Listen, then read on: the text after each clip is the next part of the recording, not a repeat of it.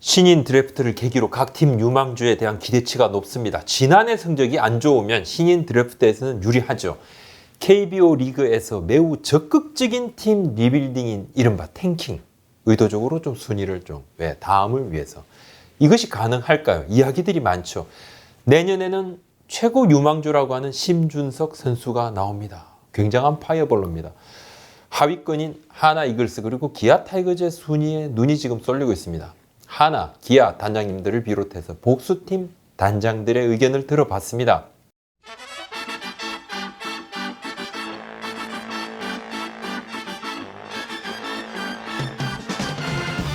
내년부터는 신인 드래프트가 바뀝니다. 1차 지명이 없어집니다. 전면 드래프트입니다.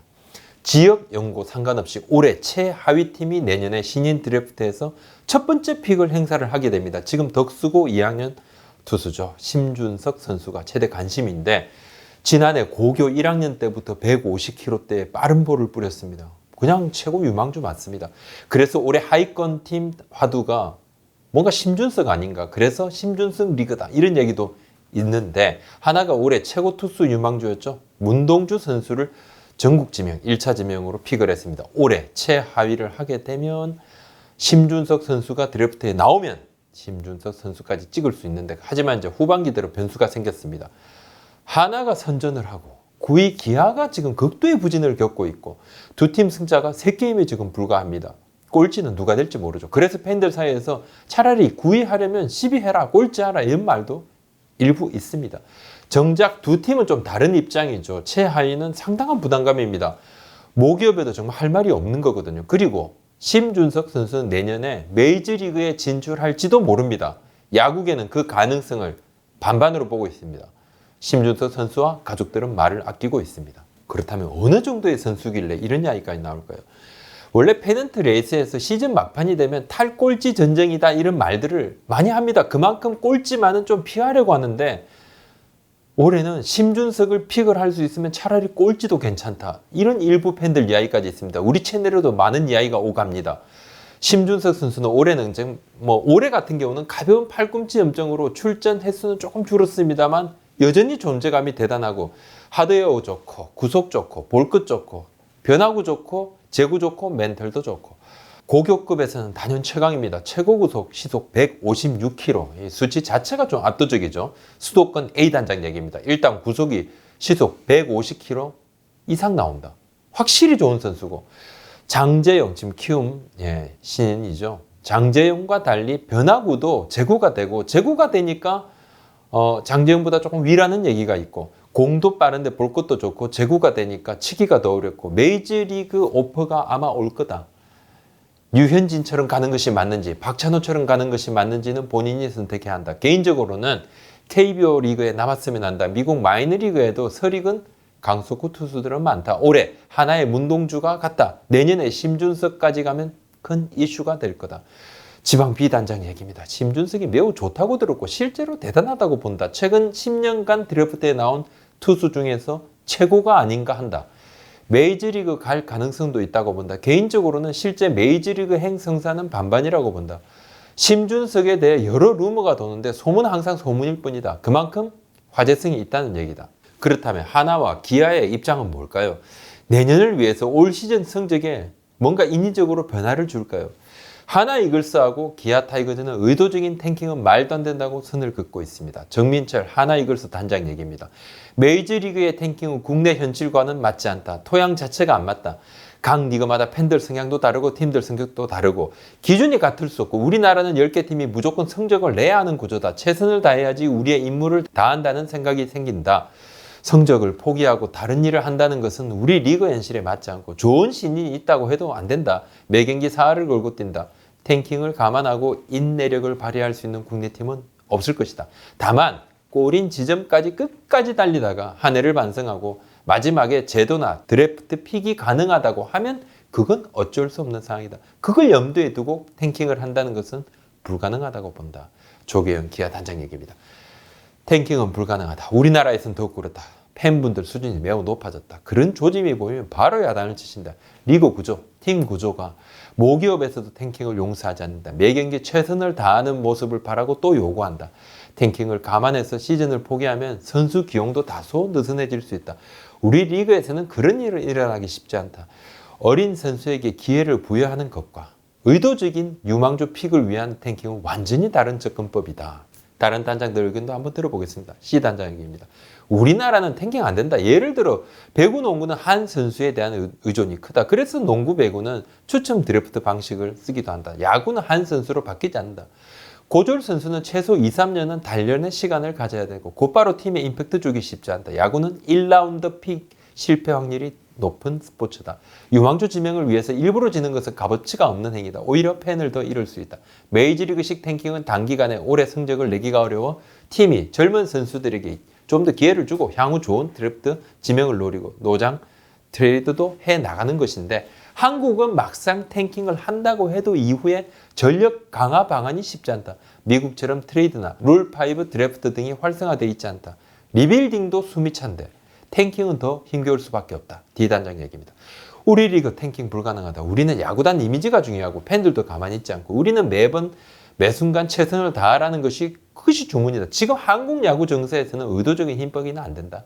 메이저리그는 철저한 수익 구조이기 때문에 가능하고 승부를 만약에 본다 그러면 투자하고 그전에는 힘을 비축하고 우리는 아무리 유망주를 확보하고 성장시켜도 포스트 시즌에 못 올라가면 실패한 시즌이다.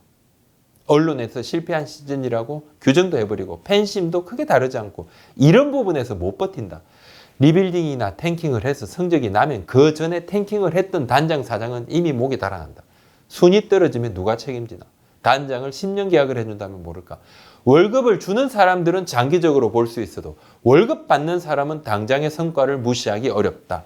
실제로 각 팀들의 이제 고민은 고교 유망주가 프로에 와서도 모두가 대승을 하는가는 이 부분입니다. 그렇지 않은 현실이거든요. 그것도 참 부담입니다. 2017 시즌 키움 히어로즈 1차 지명이었죠. 이정호 선수. 정말 대단합니다. 지금 리그 탑 선수입니다. 이처럼 1차 지명이 곧바로 팀의 기둥이 된다. 그런 경우도 있지만 그렇지 않은 경우도 많습니다. 2015 시즌에 1차 지명 10명 그리고 2016 시즌에 1차 지명 10명의 1군 안착 뒤의 성적을 제가 한번 돌아봤습니다. 2015 시즌 시인 지명 때는 이제 뒤에 이렇게 표로 한번 좀 보시면요. 1차 지명에 앞서가지고 신생팀 KT 위즈가 특별 지명을 2명을 했거든요. 홍성무, 주건 선수. 이후에 8개 팀이 1차 지명하고 이후에 또 NC 그리고 KT는 신생팀이었으니까 전국 단위로 1차 지명을 했습니다. 특별 지명을 한 주건 선수는 리그 홀당도 하고 리그 상위 레벨 필승조로 성장을 했죠. 그해 10명의 1차 지명 선수 중에서 하나 김범수 선수 최근 들어 성장세죠. 하지만 아직 10승반열에 오르지 못했고 키움 최원태 선수는 팀 에이스고 리그에서도 굉장히 상위권 선발입니다. 엄상백 선수 잘해주고 있죠. 기대를 좀 모으고 있죠. 나머지 선수들은 아직은 팀의 중심이라 좀 보기 어렵습니다. 삼성 김영환 선수는 1군 무대 밟지 못하고 독립구단에서 은퇴를 했었고 2016년도 보시면요. LG 김대현, 두산 이영하, 삼성 최충현 선수 굉장히 유망한 선수들이지만 이 정도 선수 빼면 주전급이 거의 없습니다. 1차 지명을 받으면 1군 기회를 받기에는 훨씬 수월한 부분이 있습니다. 거의 다 한 번씩은 뛰니까요. 하지만 지명이 성공을 무조건 약속을 해주는 것은 아니다. 성장을 해야 됩니다. 물론 문동주 선수나 심준석 선수처럼 역대급으로 분류될 만한 그런 제목들 있죠. 그런 제목들은 확실히 이제 리그에서도 활약할 가능성이 훨씬 높아지는 것은 맞죠. 그건 모든 스카우트팀 관계자, 단장들의 공통 의견은 맞습니다. 하지만 그것이 100% 아니죠. 다 확률 게임입니다. 야구는 확률이죠. 반대로 양의지 선수, 김현수 선수처럼 하이픽, 신고 선수로 또 육성 선수로 이렇게 들어와서 리그 정상까지 찍는 선수들도 있습니다. 네. 유망주를 데려와서 정작 팀에서 어떻게 성장시키느냐는 이 부분 매우 중요하죠. 팀별로 선수 성장 시스템, 육성 시스템 차이가 좀 있습니다. 물론 이제 그걸 마련을 하려고 노력을 정말 많이 하죠. 선수의 기본기, 그다음에 체력 증진 시스템 등에도 투자도 참 많이 하지만은 팀별로 편차가 조금 있습니다. 또 우리 리그에서는 지금 현실에서는 이 부분에 굉장히 아직도 부족하고 선진 리그하고 굉장한 큰 차이점이 여기에서 나온다. 또 어릴 때 아마 야구에서는 야구 잘하면 아무래도 경기 많이 뛰게 됩니다. 지금은 투구수 제한 같은 부분도 있지만 그래도 혹사를 아주 피하기는 어렵고 몸이 온전치 않은 상태, 어린 선수가 많이 쓰다 보면 좀 탈이 조금 나죠. 그럴 가능성이 좀 생깁니다. 몸이 온전치 않은 상태에서 프로에 입단한 뒤에 빠르게 1군에 진입을 하려고 무리를 하다가 선수가 다치는 경우도 없지 않습니다. 오자마자 수술하는 경우도 우리가 많이 봤지 않습니까?